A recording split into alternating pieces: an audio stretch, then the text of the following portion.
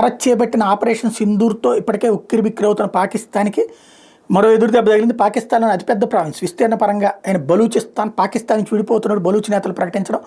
అంతేకాకుండా బలూచిస్తాన్ ప్రత్యేక దేశం గుర్తించాలని భారత్ ఐక్యరాజ్య సమితిని కోరారు. ఈ మేరకు బలూచిస్తాన్ నాయకుడు మీర్ యార్ బలూచ్ ఎక్స్లో పలు పోస్టులు చేశారు. రిపబ్లిక్ ఆఫ్ బలూచిస్తాన్ ఏర్పాటును తన పోస్టులో ప్రకటించారు. అట్లాగే న్యూఢిల్లీలో బలూచిస్తాన్ రాయబార కార్యాలయం ఏర్పాటు చేయాలని భారత ప్రభుత్వాన్ని కోరారు. తమను దేశంగా గుర్తించి కరెన్సీ, పాస్పోర్ట్ జారీ వంటి ప్రాథమిక అవసరాలకు నిధులు సమకూర్చాలని ఐక్యరాజ్య సమితిని అభ్యర్థించారు. అట్లాగే తమను పాకిస్తానీలను ఒక్కటిగా చూడొద్దని భారత మీడియాను కోరారు.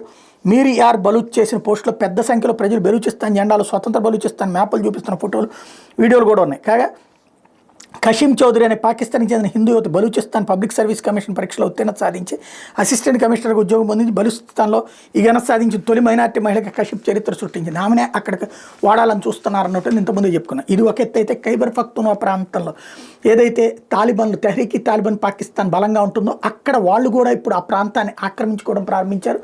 పాకిస్తాన్ సైనిక పోస్టులను ధ్వంసం చేసి ఆ ప్రాంతాన్ని అంతా స్వాధీనం చేసుకుంటున్నారు. టోటల్ ఖైబర్ పఖ్తూన్ఖ్వాని తమ చేతిలోకి తీసుకుని ఆఫ్ఘనిస్తాన్లో కలుపుకునేటటువంటి ప్రయత్నం చేస్తున్నారు. లేదంటే స్వతంత్ర దేశంగా ప్రకటించే ప్రయత్నం చేస్తున్నారు.